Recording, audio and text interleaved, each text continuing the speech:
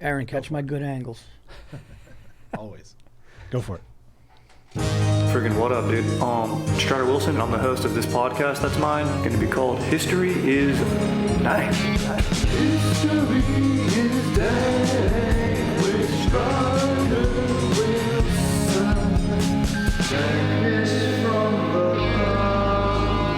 Friggin' what up, dude? Welcome back to another ep of History is Dank. I'm your host, Strider Wilson.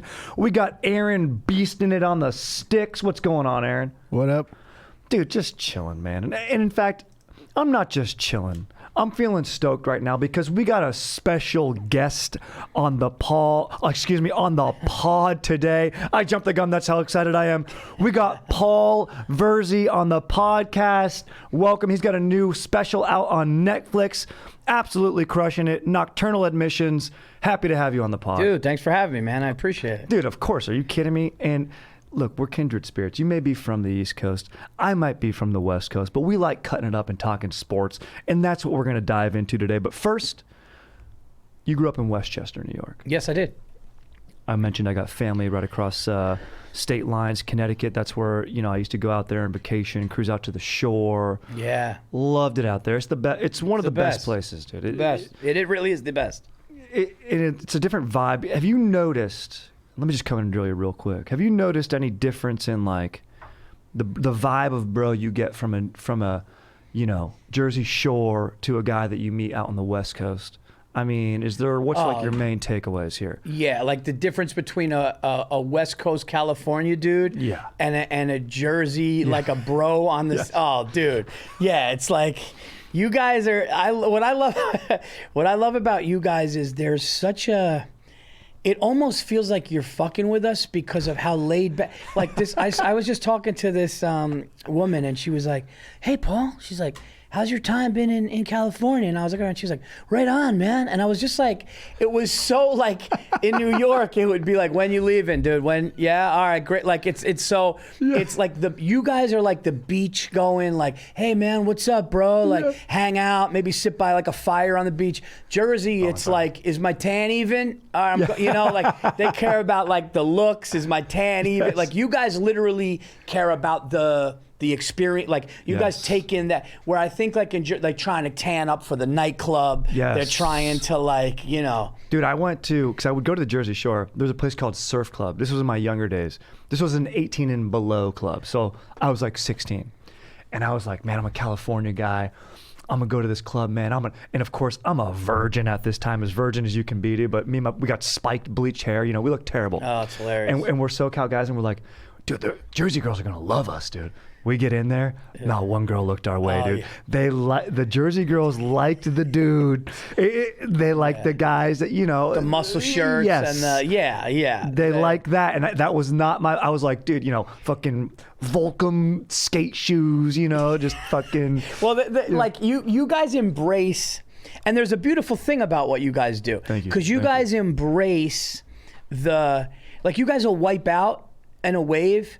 And be like, bro, dude, it fucking wipes. That was wild. Where like we'll be like, dude, I almost broke my ball. Why'd you tell me it was so fucking rough out there? I should you guys want you guys are like, that was gnarly, dude. I caught it too.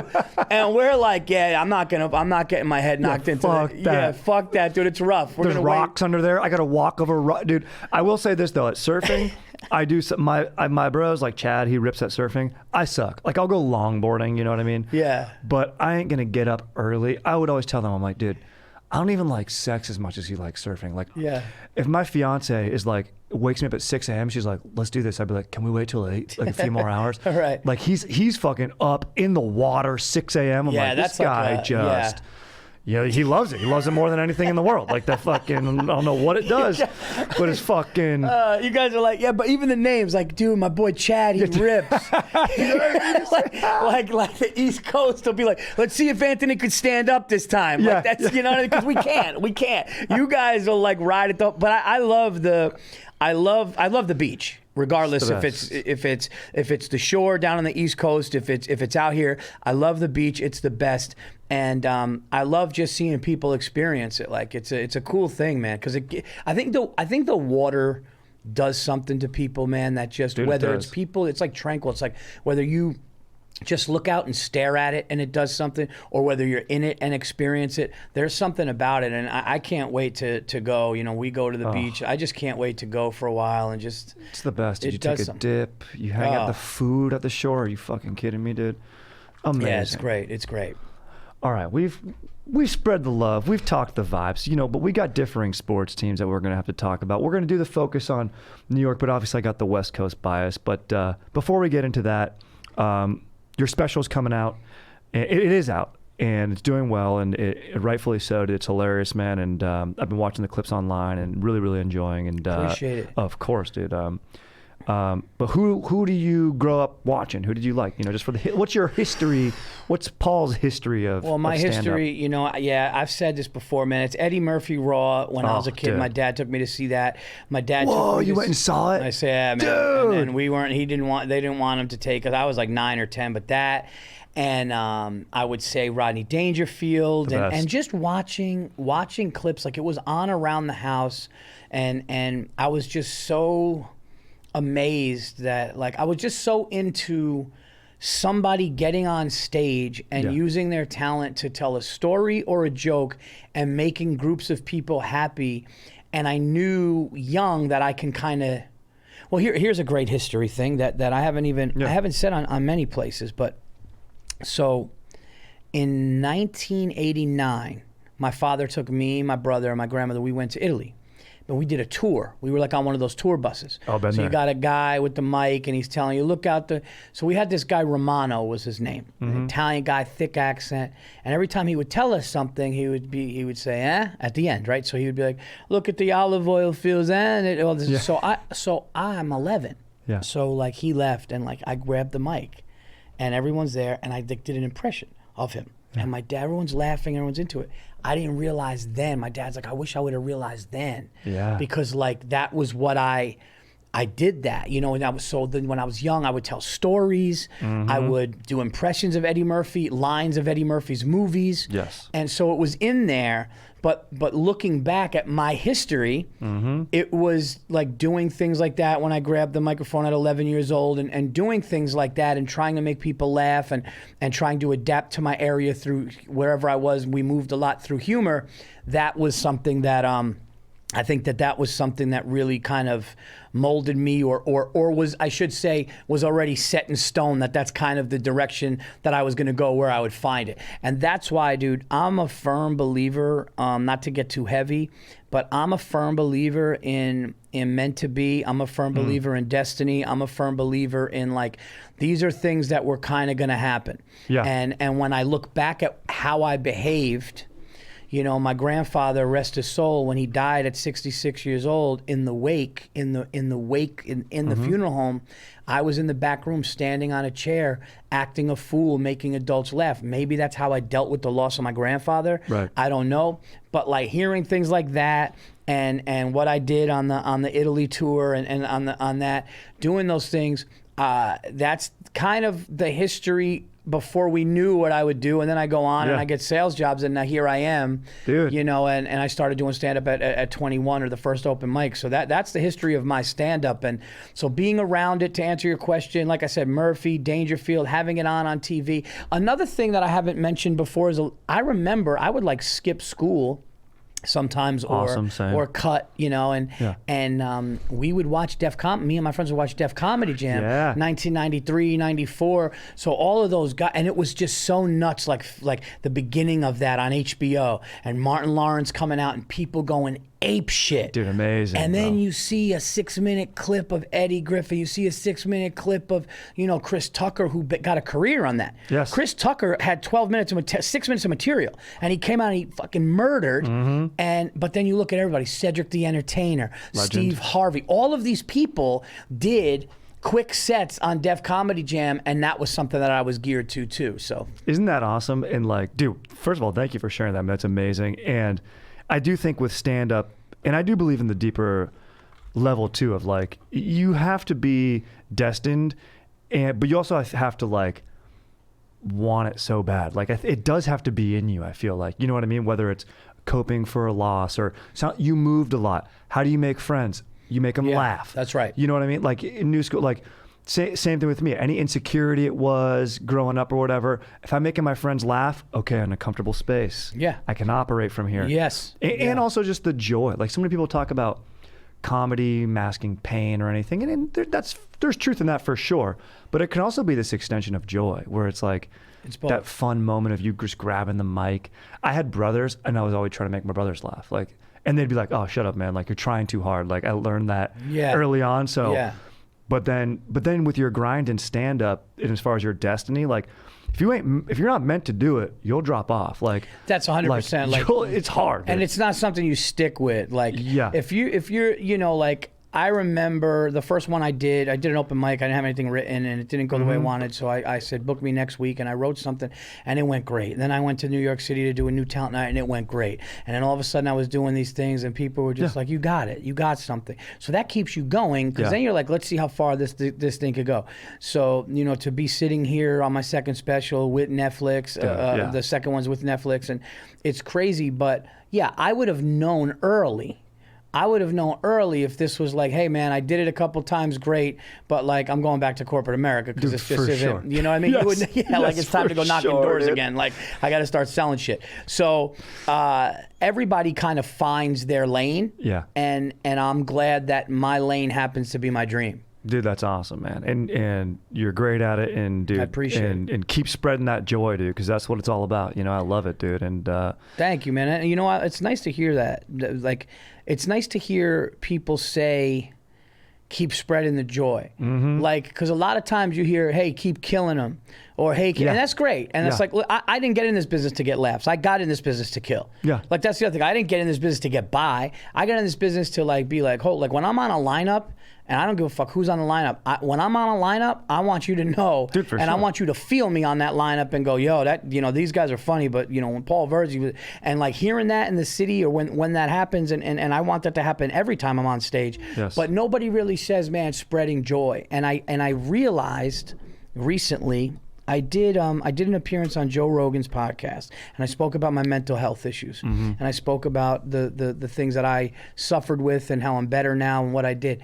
And the amount of people that reached out all over and even when I do it on my podcast or any podcast I've ever done where I talk about anxiety, OCD, my history with anxiety and OCD from the 3rd grade because of things happen. And the way people reach out going, thank you, you don't realize what I need. So when I hear you say spread joy, it is a nice, because it's not heard enough. For sure. Because at the end of the day, that really is truly what we're doing. Like you're making somebody in a chair with a drink laugh and feel better. Yeah. And instead, maybe our egos or narcissistic fucking minds go, I'm gonna kill, but it's like, what are you doing this for? Are you doing this are you doing this for, yes, you wanna be dominant, but at the end of the day, it's actually making people feel good and laugh. And 100%. That's the reason why I watched it. Yeah. And now I'm on the other side of it. So it's kind of like, I guess if you became a baseball player, we're going to talk sports anyway, so maybe we can. Hell yes. But like if you're a baseball player, a basketball player, a football player, when you're in the stands watching it, right? Like I remember when I was watching Saquon Barkley, right? Mm-hmm. Oh, and I was at his first NFL game, and dude, this kid, his first touchdown, 69 yards, but he was running so fast near the sideline, and you're going, how can that force and body and speed stop like that, and then go down the line, and he beats everybody, obviously. It was the Jaguars they played, and he beats everybody down 69 yards, and I just remember seeing it was like a video game. It was nuts. And now I'm watching it from that perspective. That gives me joy, right? But his perspective is joy, but it's also like, don't get fucking hit and do. For sure. So with comedy, it's like when you watch it, right? So you're watching comedy, and when you're watching it, you're going, ha, that's great. Oh my God, that was so smart. That's amazing. Yeah. But when I'm up there, I gotta do the thing that makes somebody go, that's amazing, or that's fun. So it really is. It's like making a burger and eating a burger. Dude, it is. And you know what? It's interesting because it's craft. I think that's what you're mentioning too, is like craft. Like with athletics or music, you can see the craft. Someone plays an instrument. Saquon Barkley, he trains, he lifts weights. We see how strong he is. With comedy and stand-up comedy, the craft might be a little bit more disguised. So I feel like someone needs to try it, but it's like, it's the writing, it's your cadence, it's literally building up the armor to be up there and do it. And like you mentioned, you're spreading joy, and the dude sipping the drink, having fun, but at the same time, there's the hecklers, there's the guys that you need to be equipped to fucking hang out with, and like that's all reps and craft that's maybe not visible to visible to the untrained eye. You know what I mean? Yeah. So like that appreciation of it can be lost on it. You know what I mean? But it's using all that craft to travel backwards to just hanging out with your friends and making them laugh, because that's where it started for me. But it's a very different skill set, making strangers laugh in a chair who are then paying hard-earned money. Yes, I agree. And I also think that when you're all said and done, right? When you're all said and done and you're hopefully sitting on a beach somewhere, or you're an old man in a rocking chair on a porch and you're playing checkers or whatever, when you've hung up the cleats and you're done, at the end of the day, as much as you killed and as much as you achieved and all of the things that gave you success, which are great and maybe obviously help you financially, at the end of the day, through all of those things, you gave people emotion, and what the emotion was joy and laughter and feeling good. That's really kind of the crazy thing about it, is that I think that, so when you said joy, it struck a chord, because that's really what we're doing. That's what, at the end of that, that's what I'm trying to do. I'm trying to take your pain away. Yeah. I'm trying to take your pain away without giving you a shot or a pill. I'm trying to give you the laughter. You know? True medicine. Yeah. And hey, give me your imagination for 15, 30 minutes, whatever my set is. Let me be your imagination for a little bit. It's Dude, kind of a fun way. You're using these beautiful words, imagination, like when, because we can say something wild. Yeah. Like when I did the St. Peter at the Pearly Gate joke, and he keeps going, and I'm like, dude, he's having a panic attack because his job, he realized it's for eternity and he can't do it. It's such a crazy, silly concept, but people come up to me all the time. Somebody requested it, and I said, ma'am, I'm doing like my third hour, and then I felt bad, and I was like, I can't, I don't even really remember. And then before I got off stage, I did it for her, and I go, That's I'm right. not gonna, but it's such a bizarre, but use your imagination with it. Make a picture in your head and have fun with it. Yeah. And sometimes we even forget that. It's like, I gotta kill, I gotta. Dude, for sure. And another thing, last thing I'll say, I don't mean to be long-winded with this. I love this, let's go. But it's like, what people need to understand is if you bomb or if something doesn't work, all you were trying to do is find the way to get there for you and for them. Like maybe it may be a little selfish for you, but what you're really trying to do is you're trying to get the ultimate goal of what that evening should be. And sometimes if it falls flat, but people don't look at it in those ways, and it's very interesting. Dude, it really is. And look, I've been doing it for 10 years. No, a little bit more. I did my first set when I was 21, and but came back, in fourth. But it's 10 years overall. But it's like still have so much to learn, so much to do. So yeah, man, I love what you do, and fucking hell yeah, dude. Oh, thank you, man. Me and my boys, we're about spreading that stoke. When you come out to SoCal, you hear that stoke. East Coast, you might not hear stoke, but you also feel it. When you get in that water and you pop up out of it. That's the stoke, dude. That's what we're talking about. Dude. When you're with your boys, dude, and like you go to a fucking Wawa, in the shore, you get that nice breakfast. My wife loves Wawa. Dude, it's the best. Dude, the Wawa that at the Jersey Shore, that down at LBI, she gets the coffee. It's like a milkshake, but I mean it's horrific. Exactly. It's horrific for but it's, dude, you're on vacation. It's like there should be. Oh my God, how about this, Aaron? Aaron's in this business. He sees a lot of shit. There should be a reality show where you get California dudes and New York or Jersey bros that hang out, and like they just go out, like when you said you and your friends went out with the tip, and you get the Jersey guy who's like, dude, we were ripping tie, it got stoked, and then you got these other guys kind of goofing on it, and then you're goofing on their shit, and then just have those guys hang. Dude, that'd be a good show. How funny would it be with like a guy with like a Staten Island or accent or like that, and then you talking about hooking up? Yeah. Dude, it'd be unbelievable TV. That would be. You just need to put them in a house, like maybe in the middle of the country, so like they're both out of their elements or something. Like, like a lake house. Yeah, you put them on a lake somewhere. House, you get the guy from the fucking eastest coast and the westest coast. Put them on a fucking lake. Dude. I'm watching that. I'm 100%. I'm at least tuning into the first 2 episodes just to see Chad talk to Anthony. Exactly, bro. Exactly. You could even call Chad and Anthony's Lake House. Dude, and Chad is a kid from SoCal. Anthony's a kid from like New York or Jersey Shore. and they just, that would be epic, man. Dude, what are we doing? Hey, what are we doing? We just hit a gold mine here, right? Wait a minute. Don't write this. Episode's over. We're going to go. Yeah. Hey, it's copyrighted right here. All right, Paul, you heard it from his. All right, I'm getting my cut. Aaron, you're in. Dude, that's a genius. That's genius. Chad and Anthony's Lake House. You just put him at Lake Michigan. And then they got jet skis. Stuff. Yeah, exactly. Outings are like, maybe it's a beer pong tournament, and then like they have to fucking dissect the Matrix together. They like watch the Matrix, and they're like, dude, but when fucking Neo does that, like Anthony's disgusted. There's no boardwalk. And he can't play the carnival games on the boardwalk. And like you're like, no, it's cool though, dude. Let's just throw the fishing pole and let the fish in the pole be one. We'll invent our own game, dude. Like we'll set up these bottles that we drank, and dude, I've got a speedometer in the garage. We'll fucking see how fast you can rifle it. That was my best, dude, on the boardwalk, just watching like fucking Jack Jersey guys throw the ball as fast as they could, like on the speedometer at bottles to like impress the girlfriend. And the girlfriends liked it though, dude. Like if the guy hit the fast pitch, and if it got to the 80s, everyone's in the 70s, but if you get to the 80s, it's like, all right, we can move on. Let's fucking. Oh, I thought but I thought you meant like like the 3 bottles.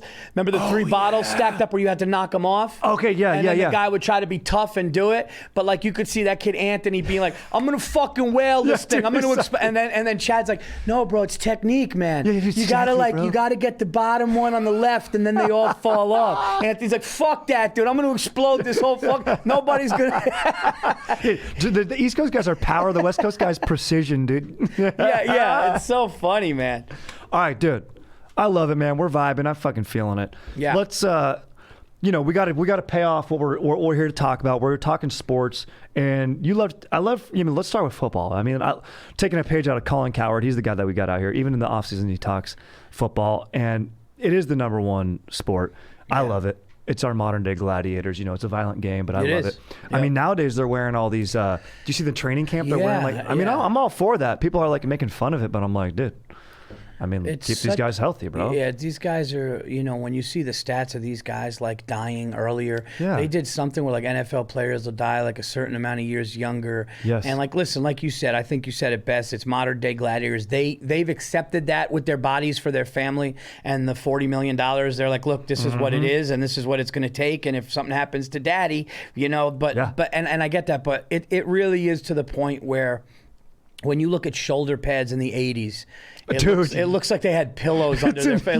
It looked like, and then now everything is like so much sleeker. It's true. And they're faster. Players are faster.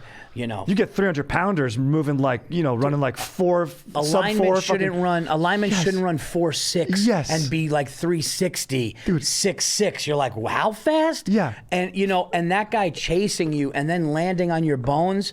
But the funny thing is, like, overall through football, you've watched guys like Barry Sanders say, I'm out.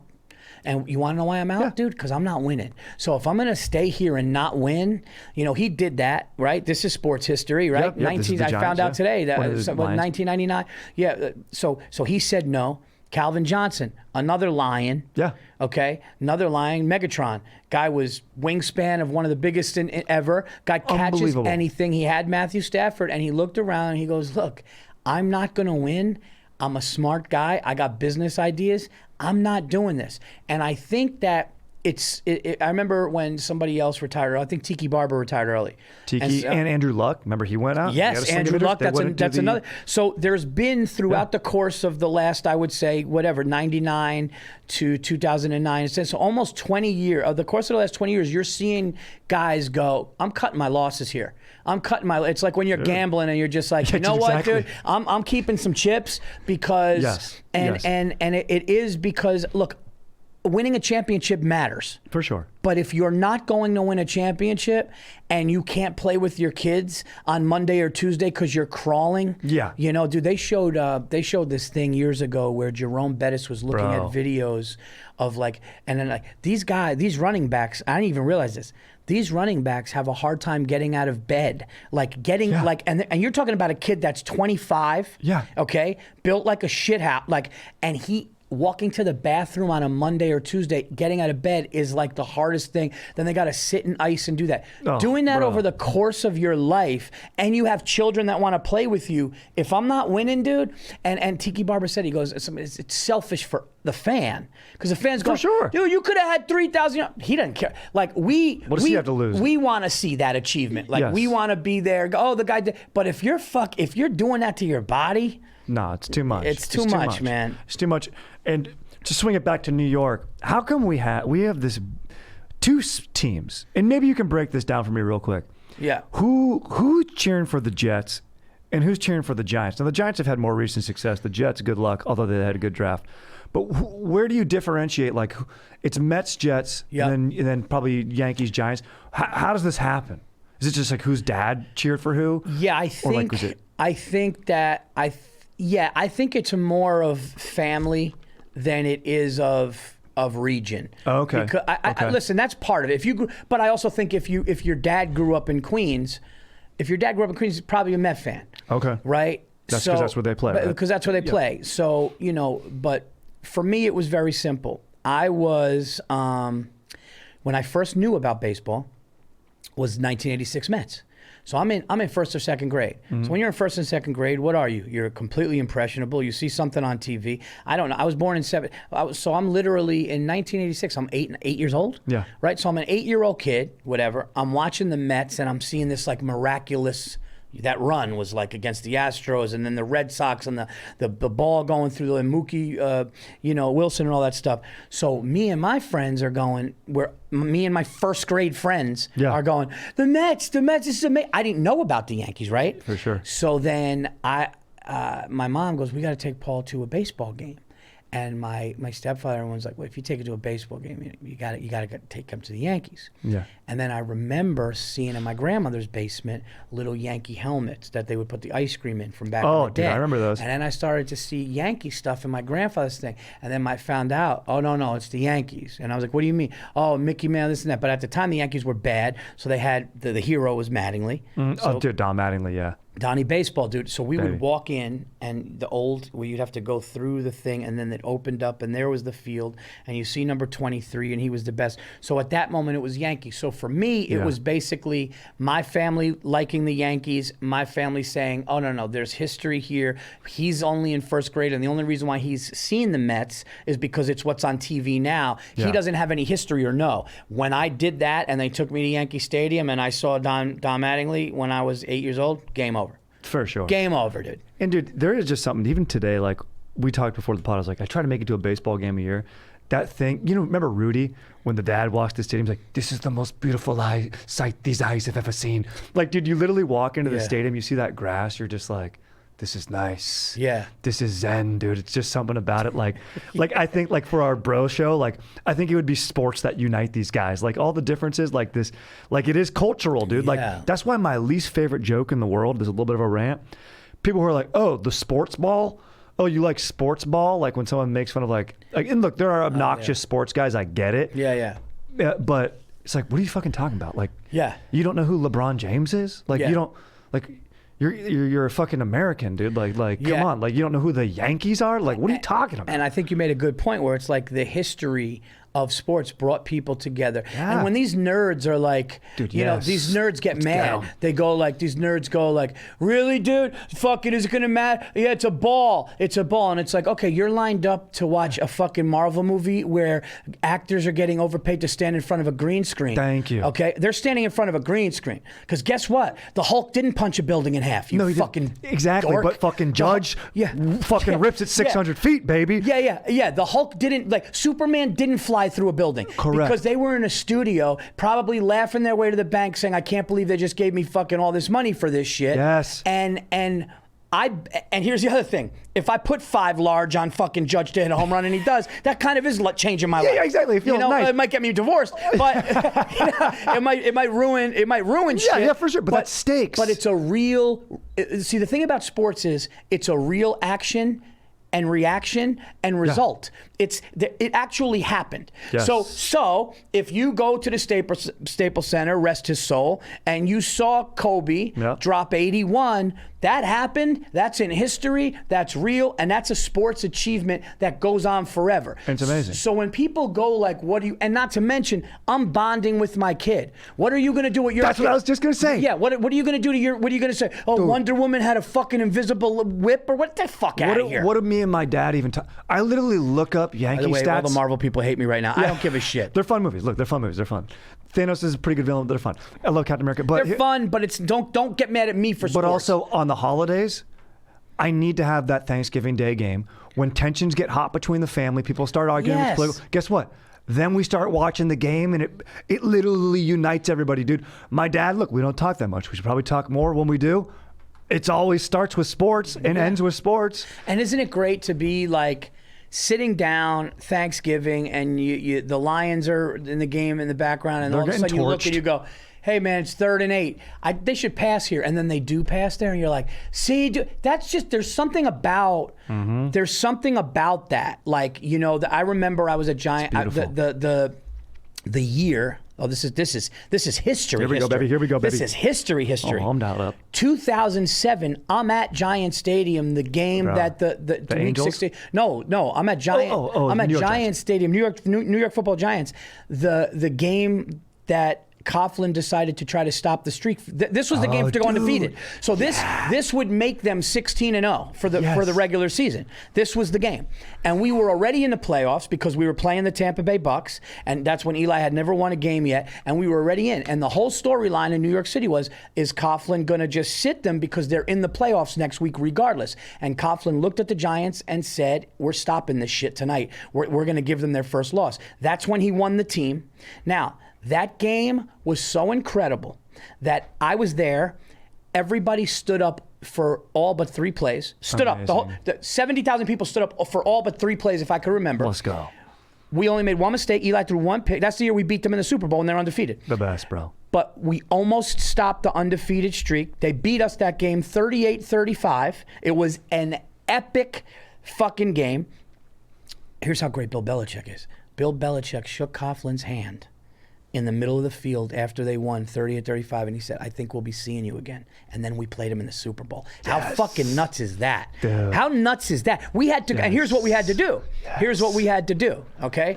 I love how I'm making fun of nerds who like, and I'm like remembering shit. But that is from the thing, like sports is nerds, and even like guys who play pro Belichick sports had are yellow nerds. fucking yellow stripes on his shoes. I remember. They're like, what? We've got little bobbleheads of athletes. We still have the same type of shit. No, we do it. And listen, I get the Marvel thing. I just don't like when they look at us like dumb meatheads. Exactly. Like, that's all I'm saying. But going back to what I was saying.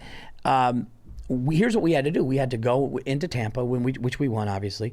We were losing 14-0 to the Cowboys in the second round, and we got a touchdown right before halftime, which changed things, and we won that. Then we went to Lambeau Field for the NFC Championship in 4-degree weather, and we won that game to go to the Super Bowl, and we ended up beating the undefeated Patriots. But that's a great team. But I remember this. I'll never forget this. I'm standing up next to a friend of mine, this kid Nick, and I'm standing up, and I leaned over to him, and I watched Brady go I never saw anything like this before, too. When the Patriots, they were undefeated, when they walked up to the line, it just looked like they were at practice. It looked like they were a machine. It was wild. Brady would just walk up, and 70,000 people screaming against, and they were just, you were watching the best team, at the time. And luckily, we were able to beat them. But I remember, I saw Randy Moss, single covered on the right. And I swear to God, I never forget this. I leaned over to my buddy Nick. I go, "Dude, Moss is single covered." Next second, Brady goes back, looks this way, throws a bomb to Moss. Moss catches it for a touchdown. And that catch reception made Brady most touchdowns thrown by a quarterback made in a season made Moss most receptions for a touchdown in the season. Both of them got that stat together, and I remember going, why is he single covered? But that's a memory. Why do I know that? Yeah, exactly. Think about that. We're sitting here, it's 2000, that was 2007. It's 2022, and I'm sitting here on a fucking history podcast talking sports, and I remember it, everything. And the reason why is because sports gives you that. I was at Game 1 of the World Series, Yankees-Mets 2000. We won in the bottom of the 11th. We won in the bottom of the 11th. Yeah. Subway Series. We won a game 5. But it's weird that I'll remember that. I don't remember shit from high school. Dude, exactly. I don't remember shit that I learned. Pythagorean theorem is out the door, dude. If sports was a major in school, I'd have a fucking there would be just passion, man. It's whatever gets you passionate, and it's like in a greater, broader sense of history, it's like it is those small little moments, those little things, that single coverage of whatever, the whole context of the game for why that play developed at that time to break the record. Like, that's how history goes. It's like world events happen on these little things of just a guy doing a thing against another guy. It's just crazy. Look at wars.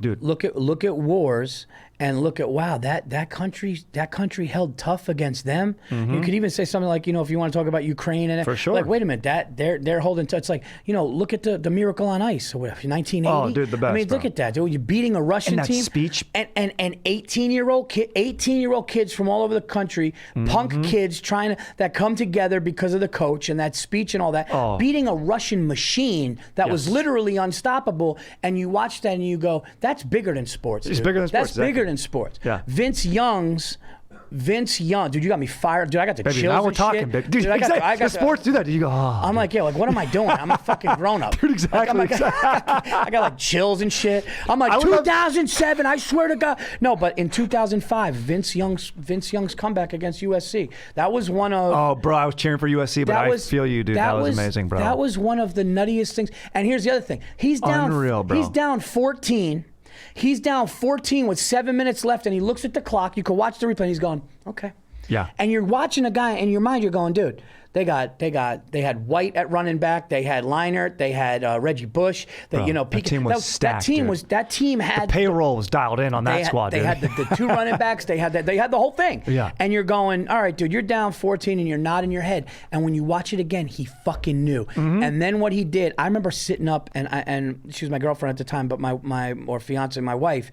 I was like, you don't understand. She's like, what are you going nuts for? We lived in this tiny little thing. I'm going, this is bigger than sports. This is like, huge. I'm watching, like, this is a moment in history of like personal achievement. Like, I've never seen a single person do this at this level. And then watching that happen, I was like, this is inspiring me as a person. This isn't just a game. Totally. Like, this is like inspiring me as a person. That's what sports does. And I think that's what, and I'll take it a step further. In history, you want it to repeat. So when you watch a walk-off home run from even another team, Joe Carter, Toronto Blue Jays, guy got the dream of any little kid in the backyard. Bro, he hit a Game 7 home run at home, and he's jumping around the bases at home like a little kid. That's the ultimate in baseball. Yes. So now what I'm thinking about, man, that hasn't happened with the Yankees. I'd love to see that at Yankee Stadium.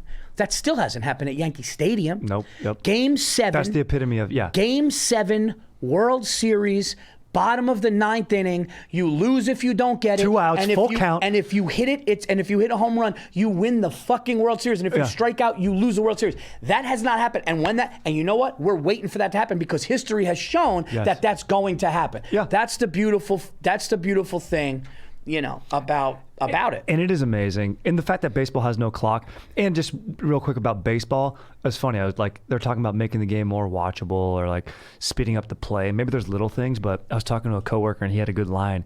He goes, more watchable for who? People who don't like baseball? It's like, no. People who watch baseball are going to watch and like the sport how it is. And obviously there's minor improvements in like, strike zone shit or whatever. Same with NFL replay cams. Like, tech can help these things, but also it's like, We don't need a clock, dude. No. That's part of the thing. You go to that's the beauty. That's what it is. You know, there's. Why are you staying in a relationship? Because early on in the relationship, things were fun and things happen. You're hoping history repeats itself. It's cyclical. People keep telling me it's cyclical. Why do you think I don't ever change my underwear? Do you understand? We used to get naked I got lucky. all the time. I'm thinking the clock's going to go back. Yes. It's going to happen. Yes. Everyone says 40's the new 20. 40's the new 20. Come on. It fucking better be. Dude, that's amazing. That's amazing. Yeah, that's what it's all about. Dude, I was just imagining me and you just being on like they used to do speed dating. Like if we were speed dating next to each other and like heard one of us start talking sports, like we would just be broing out, and then the girls would be like, "What the fuck are these guys doing?" Like we'd be like, "Oh, dude, wait, 86 Mets, let's go," and I'd be like, "Dude." They should have that, dude. That should be in the show with fucking Anthony and Chad, dude. Just bro speed dating just to become boys, you know. What would it'd be funny if if they assigned a California dude to a high-strung East Coast dude. Dude, it would be a good mellow. So to just be like hey, dude, he's having a meltdown. Get Chad in here. Yes. And Chad's just in his ear, dude. We talked about this, bro. We're gonna rip later. Just fucking relax. And then the East Coast guy's like, dude, Chad, you need to get a job, bro. You know what I mean? Like you got to punch in. He's like, I don't know, bro. It's kind of chill. It's like, no, dude, you at least like need something to do during business hours, dude. that's my none of your business hours. That's what I thought it was, dude. That's great. That's amazing, bro. All right, dude, real quick before we get into some cues. Yeah. Look, I'm not a big hockey guy. Do you got any hockey knowledge from New York? I mean, you get the Rangers, you get the fucking Islanders. I'd be lying if I sat here on your podcast. I'll give you baseball, basketball, football. If you ask me, basketball, yeah. Let's do that. I mean, what's going on with your Nets right now, dude? I'm a Knicks guy. Okay, yeah. I hate the Nets. And well, I mean, dude, Kyrie, weird guy, but his game, and then Durant's like melting down. What's going on with this guy right now? Yeah, because they went there to stack a team and win easy, and you know what? They're seeing that it fell apart, which I love because I'm a Knicks fan, and that's New York to me. That's New York basketball to me. Totally. But yeah, no, that was a complete disaster, and that, that's the thing, and that's the other thing. You want to talk about the history of sports? The history of sports shows that guys didn't stack teams. LeBron James wanted to do this to go win. Well, you know what? Magic Johnson didn't. He figured it out. Michael Jordan.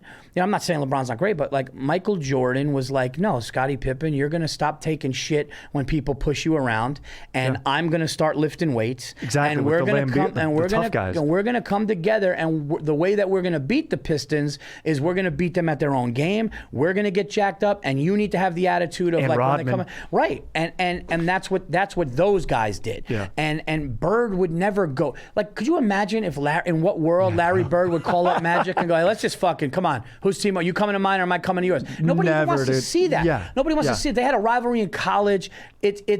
Listen, one guy's going to maybe edge out the other guy through their career. They'll be friends, but it's great battles, and it's what you want to see. You always want to see that. I don't want to see a team that should win. And that's the thing that was Brooklyn. Brooklyn was so stacked. They had, do you realize that they had three Hall of Famers. They had three Hall of Famers starting. Yeah, Harden, and then I think Durant, they had a Hall of Kyrie. Famer on the, and then who was the other guy? Then they got somebody else that was like borderline, and then they had, then like their bench was like DeAndre Jordan and like all these guys. Like they had these guys that, I mean, Blake Griffin was past his prime, but like they had all these guys with experience. They had all these guys. Kyrie Irving's one of the best point guards in the world. Unbelievable. I mean, James Harden sometimes you get you 60 points. Mm-hmm. And of course, Kevin Durant, who's 6'11 and a half and could have a jumper like a point guard, and you don't win. But they put themselves in a position where it's like, if it's damned if you do, damned if you don't. For sure. And I never want to root for a team that's damned if you do, damned if you don't. That's why I love what my current Yankees are doing, because you got Aaron Judge, but like there's some guys like Nestor Cortez with that mustache. You got Matt Carpenter who looks like a carpenter. Matt Carpenter looks like he'll assess your rugging like to come with the sizes. He'll be like, yeah, I'd go a little longer. Like that's what Matt Carpenter looks like he would do. Exactly. Look, this one's, it's the dog can run on this one. I'll talk to my boss. like he's not even the guy. I want to get you that deal, but I gotta figure. Let me go to the van and get a level and see if the floor is like. That's what Matt Carpenter, and he's hitting home runs. It's so cool to see that. And we got some guys coming out of the bullpen that are just like younger guys. Like I like that. The '98 Yankees. It's like but no, Jeter was 2 years in. But he was also a homegrown guy, wasn't he? Wasn't Jeter a Yankee? Or did they trade for him early on? No. Jeter. Who was their guy? Jeter, Posada, Pettit, and Mariano, homegrown guys, dude. There you go. Homegrown guys, and they did it Bernie together. Williams as well. What's that? Bernie Williams as well. And Bernie Williams. I'm sorry. Actually, as a matter of fact, good point, Aaron. Bernie Williams with the Yankees Bernie Williams' first contract with the Yankees was like 16 years old. Like one of those What like the right out of high fuck? school like prospects. Like kid was Puerto Rican kid, and he's been with the Yankees his whole. Amazing, and that dude. team goes on that. That's what you want to root for. Yes. Instead of Yes. like, hey, all right, the Yankees got Juan Soto in right. Yeah. They got Judge in center. I heard they're gonna get and oh, Manny Machado with third. It's like at one point, and it was hard for me to say this because I'm a Yankee fan, but that year we won in 09, our infield was Mark Teixeira, okay, Robinson Cano, Derek Cano, Jeter, dude. Alex Rodriguez. I mean, our infield was literally, Bro. you could argue, all going to be Hall of Famers. Yeah. And then That's the All-Star team. Just have them that's play like the the All-Star American, game. yeah, and they only won it once, and you know, and obviously that was during when you hear about drugs and stuff like that, Yeah. and it doesn't make it fun because I don't want to cheer for my team and then have my rival Met friend go, yeah, but look at your fucking, because they kind of have a point. It's true. I can't be punished because of it because I'm a fan, but it does suck. Dodgers are kind of dealing with that now, where it's kind of like I mean, they do have a lot of homegrown talent. They took in Mookie Betts, but it's like I'm glad they're not. Today we're recording on the MLB trade deadline, but it's like I don't want them to make a big deal. Just stack the bullpen a little bit and get something. Should have kept Joey Gallo, Yanks.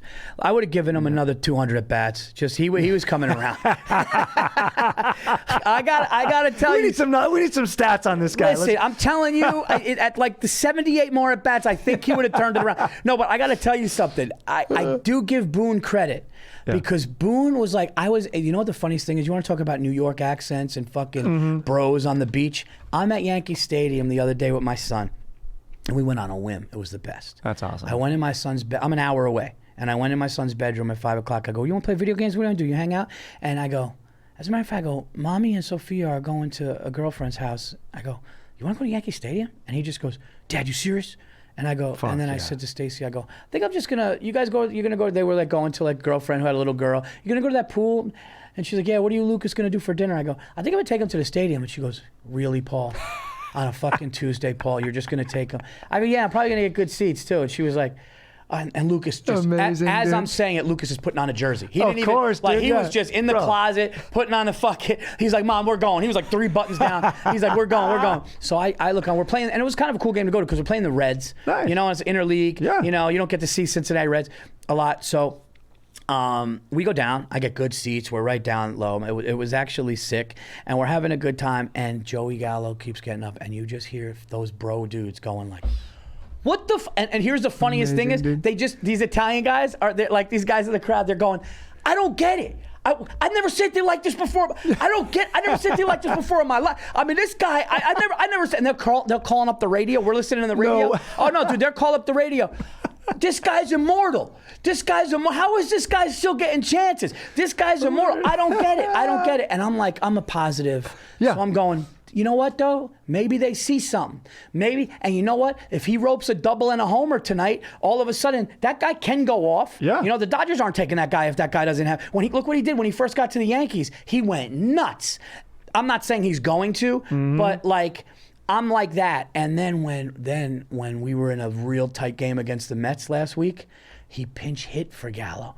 And you could YouTube it. There's YouTube.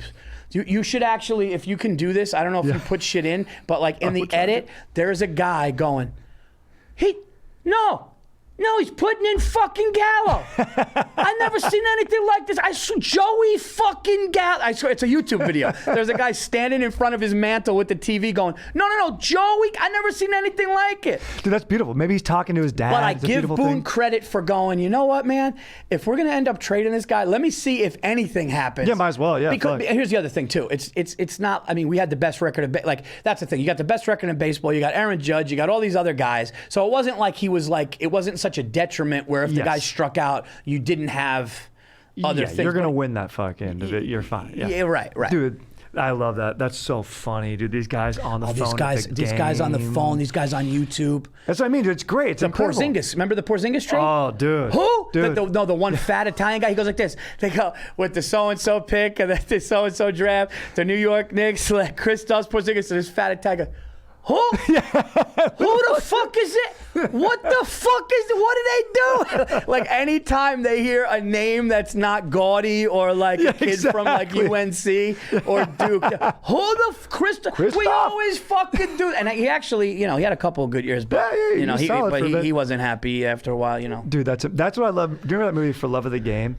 They've got it with when Billy Chappell. Yes. But he's playing in Yankee Stadium. And the cathedral, and fucking they have a fan. They like keep going to this featured extra, and he's the most New York guy ever. And then when he finally does, he goes, "Bro, all right, that's the scene. All right, good job, right? That scene right there. You're like, that's what it's about. That's what it's about, dude. And that guy's huge. Like, and that's why I respect, and as much as I hate to say this, and I hate to publicly say this, but the Red Sox might be the best at that. Because the Red Sox, when Jeter retired, the ovation they got, when Mariano Rivera retired, the gifts they gave. Jeter said that his greatest thing in baseball, this is a great history thing with Jeter, he said his greatest thing that he ever did in baseball, his favorite thing, was to go to Fenway and get booed like that. Because he said the booing was just such a thing of respect. And those fans, as much as they hated him, they were like, that's Derek fucking Jeter, That's the show. That's why you're here. And like that's what's really cool. So in that scene when the guy's going, oh man, you're bringing me back to this amazing memory. Me and my older brother Christian are at Yankee Stadium, and we're watching a playoff game. And there's a heavy Italian guy sitting there, and he's got a fucking dude. I swear to God, straight. He's got a fucking chocolate glazed donut. He's got a chocolate frosted donut. I swear to God. And he's sitting there, and he's just so happy. It's a summer night. Oh, and he's just sitting there, and he's got a fucking chocolate glazed donut. His hat, his fucking neck is coming out of his fucking shirt. And he goes, me and my brother watch him. This guy bit 3/4 of a fucking giant donut. And his cheek he looked like a fucking, like one of those rodents to just storing nuts. Yes. And he's chewing like this. And he looked so satisfied and content that me and my brother just started, like, who are we to judge? Good for this guy. Yeah, dude, of course. This guy took this thing down and just was watching his Yankees, chocolate on his lip, enjoying the night. You're a kid for a night. Come on, And it was just like, you know what, dude, man? That's what it's about. You grab a hot dog and a beer, and you just sit and watch a baseball game, and it's 3 hours, which now that I'm getting older, it's amazing. But it's also amazing to think, like, the beauty of, like, seeing that adult being such a child at that time is so funny, because it's like, he's got like a bill to pay, or like he just like got off the phone with like his plumber or something like that. He's like, God damn, the pipe's still not fixed. Like, yes. He's like, I'll be home when I can. You know what I mean? But just, baby, his for that time, it's almost like golf. Oh, dude, the chewing, dude. Me and my brother still talk to. When I talk to my brother, goes, remember that guy's cheek with the and my brother goes, how content and happy he was. Yes. You know what's funny is I know Aaron is sitting over there. There's no way during this conversation Aaron's not going, fuck you guys, the Cardinal fans are incredible. Cardinal so baseball. True. Cardinals are one, but actually the Cardinals are a great Cardinals for baseball are. So I would say like you have Yankee fans, Red Sox fans. Yep. I would say Chicago fans. Chicago huge, and in baseball I would have to say St. Louis Cardinal fans. Those are like for baseball I would think like that's like as far as like a fan base that's like so all in on that. Yeah, I would agree. I was going to say that Joey Gallo is what Matt Carpenter was to us for the last 3 years. Like, I mean, it was more positive. I was like, okay, please let this be the thing where he gets it going, and he just strike out again, just be like, ah. Yeah, it's like you just want. Why was Carpenter like that with you guys? Oh yeah, he was great, and I think 2018 he was an MVP candidate, and then just completely fell off the last 3 seasons. Brutal. Yeah. All right, what do you say we answer a few questions and head on out? Let's do. All right, we got a few write-ins. Paul's going to join in. Thanks for joining on these write-ins. Okay, let's see here. Let me pull something up here. Hey, Strider, quick cue. Are you a Lord of the Rings fan? If so, do you watch the scene where they introduce Aragorn as Strider? Shit fires me up. Late, Dylan Haysom. I am a Lord of the Rings fan, dude. I'm fired up. And of course I've seen that scene where Viggo Mortensen's character is Strider. He's a ranger. I'm not sure right what his name is, but around these parts he goes by Strider. Of course I've seen that, my dog, Dylan. Paul, do you watch Lord of the Rings? I mean, I know, look, we didn't come hard at Marvel movies. just nerd bullies. You know what I like about regular bullies? That they're buff. And the threat of them taking you down is there. Nerd bullies have to use these weasel routes to take you down, and I don't like that, dude. Like, facts. No, I did watch all of the Lord of the Rings, but it was a while ago, man. Like, dude, yeah. So like, now I'm starting to realize like how time flies. Is like Harry Potter's old now. I know, dude. Isn't that crazy? That's dude? like the Harry Potter. Dude, even the last Harry Potter movie's older now. Daniel Radcliffe did a show on Broadway where he showed his dong. That's how freaking old Harry Potter is, dude. He became an adult, dude. He was taking out his freaking wand, bro. He was taking out that wand on stage, dude. In an artsy way, bro. Oh, shit. Dude, so yeah, man. Those are great movies, but fuck.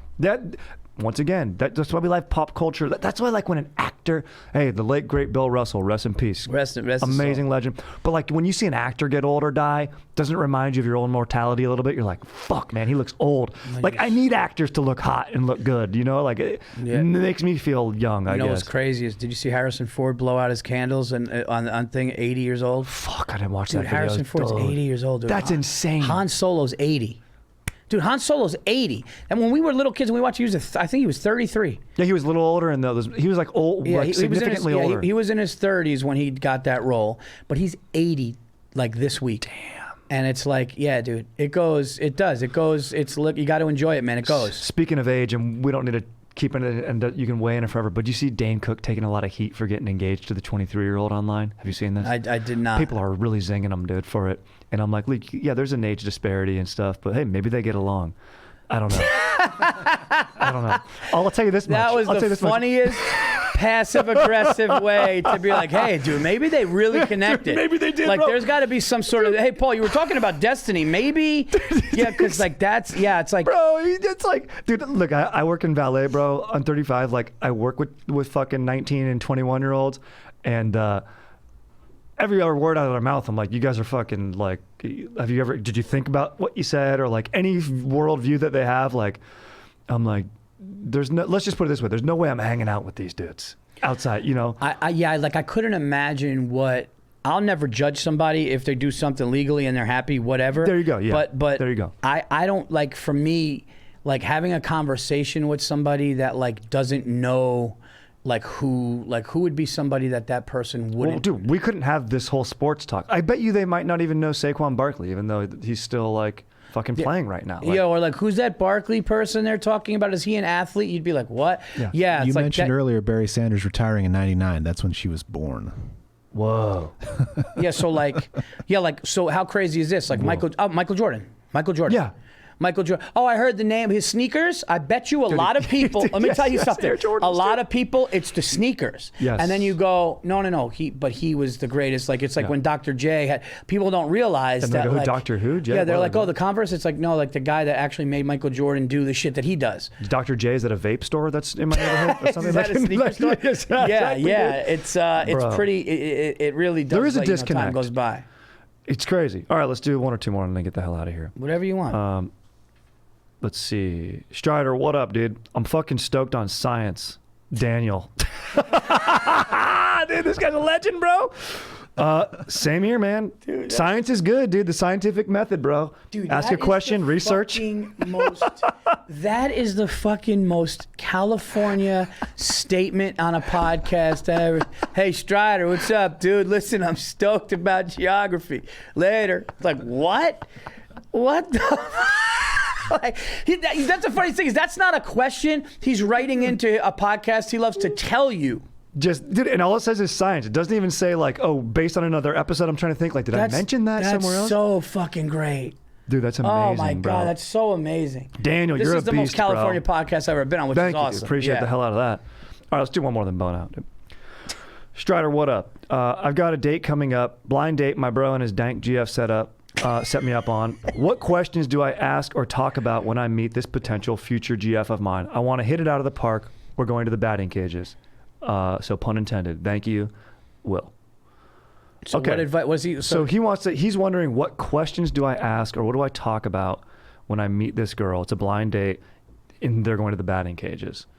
So I'll say he's setting himself up. Want to see me rip some curveballs? Yeah. Dude, you know what he should do, dude? Just get hit by a pitch and say, look, I lean in. Okay, you know what I mean? I get on base. I lean in just like I do in relationships. Exactly, dude, exactly. That's great. That's great. Fucking get down there and catch a ball and then turn two, throw a guy out. I would say, like, when people ask advice, things like that, I literally think, like, if there's a way, I know it's hard, but if there's a way to truly just be yourself, because you put on this thing at the beginning, right? You know, it's we have to sell ourselves. It's really, it's the greatest, one of the greatest lines Chris Rock ever had was when he goes, when you first start meeting somebody, you're dating the representative for that person. Hilarious, yes. Right? And it's like you're dating that person's representative, like how they would present, like a lawyer, right? Correct. But if you could somehow. And I also think he doesn't say age, does he? No, he doesn't say age. That's the thing. Like, age is a big one, because if you're in your 30s, right, I would say being yourself. If you're in your 20s, it's tough because you're still finding yourself in a way. For sure. Right? For sure. But like if you're 35 and you're like, hey, we're going to the batting cages, but this doesn't sound like a dude that's going to the batting cages at 30. No, this sounds younger. And generally the bros that'll listen to me are like, I would generally say 18 to 24 is usually where it's at. Okay. Usually where it's at. Yo, Strider, I'm going to the bumper cars with her. What do you think I should? Should I hit her? Yeah, dude, or should I defend her car? Dude, bro. That's good advice, dude. Yeah, you just protect her from everything. Be like, don't fucking bump my girl, dude. Dude, Dude, that's amazing. That's amazing.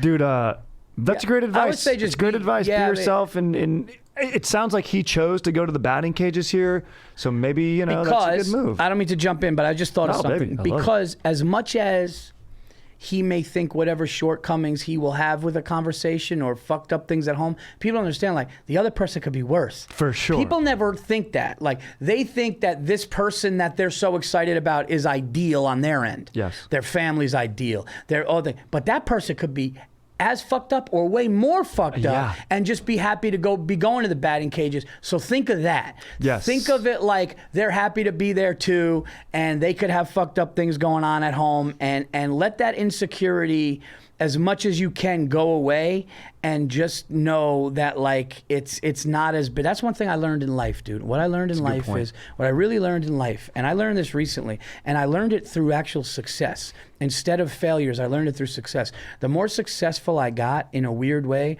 the more insecure I got, because I hold myself to a high standard, and I wanted to justify everything. I want to make sure that I was always getting better. Yeah, you don't want to make sure. So when somebody's going, hey man, that hour is funny, then I'm like, I got to keep writing like that, and all these different things. You put a lot of pressure on yourself, but you can do it so much that you question if something is good. I remember I went on a podcast, and I was in my head so much. Okay, I was in my head so much on this podcast. It was a while back, and I'm going, man, that might have been. I don't know, like, if I was. And somebody was like, dude, that was one of the best episodes ever. And I'm going, really? And they go, yeah. Did you even understand, like, how, open and honest or whatever? And I'm going, no, but like that one thing I said, it got too serious, and maybe people. And they're like, no, dude, like that was all here. Right. So it's like, so when you go on a date and you're thinking it's going bad, or you're thinking this, that person's thinking it too. 100%, dude. Yeah. 100. Look, we all create our own biggest walls and barriers, like, and of course there are other ones, like, whatever it is, but like, we can be our own worst enemies or our own best friends. And dude, that's a great bit of advice right there. Nobody's perfect. No. Go out, realize that.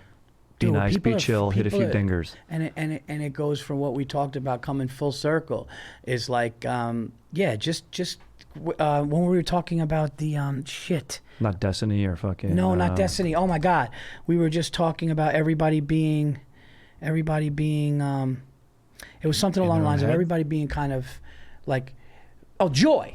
Yeah, joy. Yeah, let's go, baby. Spreading that joy. That's what it was. And when you talked about like spreading the joy, and everybody out there hurts and everybody out there needs joy, when you're on a date, understand that that's a situation with that person too. Dude, that's a great bit of advice too. Exactly. Because that person could have had a shitty day, and they're going, like the girl going to the batting cages with him could be on the phone with her girlfriend going, my dad is such a fucking asshole, and he's yelling at my fucking mom, and I'm going on this date in the batting cages. I wish I was fucking hitting my dad with a bat and all this shit. And all of a sudden, this kid comes out and is like, hey, let's have fun. And and he doesn't realize, he's all nervous, but now her day's getting better and shit, because her shit's, you never know. And be open for the variables. Look, batting cages are fun, but also, like, she sounds like she's a cool lady if she's like, let's go swing at some balls, but look, if I fucking swung a bat right now, I would suck. So also. Yeah, don't go in 90 force miles it. an hour. Yeah. Don't go to the 90-mile-an-hour cage at the beginning. Have a little fun. Go to like fun. 50 and have fun, and then at the end. Go order a beer, or if you're of age, however old you are, or get a soda, whatever the fuck it is.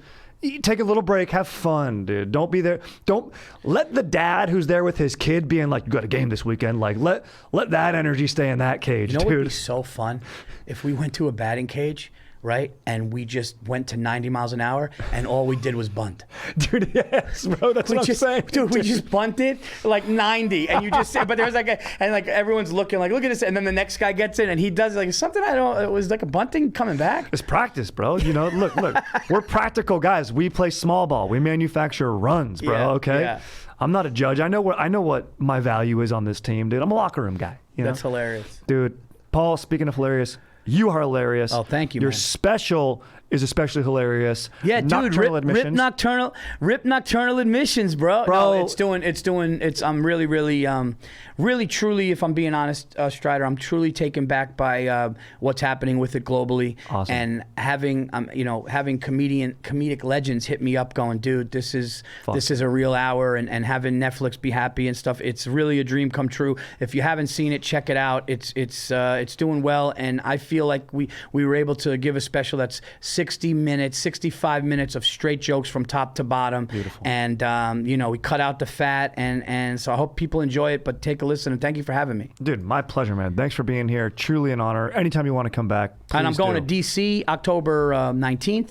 DC Improv. I'll be at the Punchline in Philadelphia the next night, which is the 20th. I'm going to London. If you got any bros in Dude, yeah, in the British UK. bros, dude. Yeah, we got to figure out British about these bros? guys. That'd be funny. There's probably one Fucking- British bro right now with like, you go, what are you talking about? There's a bunch of us, bro. They just love getting blacked out, I feel like. Dude, maybe that's too big a thing, but like, dude, they fucking order the numbers, dude. These soccer hooligans guy, we got to meet a hooligan, dude. Oh, dude. That'd be an interesting thing. How about one guy from SoCal, one hooligan guy out there, Yes. and one Brooklyn guy, and they're in a house. Be unbelievable. Oh, just 2 bottles of scotch. That.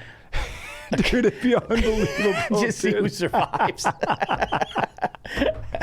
But yeah, you could check out paulvirzi.com. Check out the Virzi Effect podcast, which I do here at All Things Comedy. Also, Anything Better with Bill Burr. You could check those out. And yeah, man, this is a blast. Oh, thanks for having me. I'll put the links to those in the description too. So look there and check out Paul on Netflix and everywhere he mentioned. And dude, pleasure's all mine. Oh, Stoked. great time. And frickin' Danktorians, thanks for tuning in, dude. Questions, comments, suggestions, StriderWilsonShreds@gmail.com. Give it up for Paul Virzi. Hell yeah. Later, and dudes. Aaron on the sticks.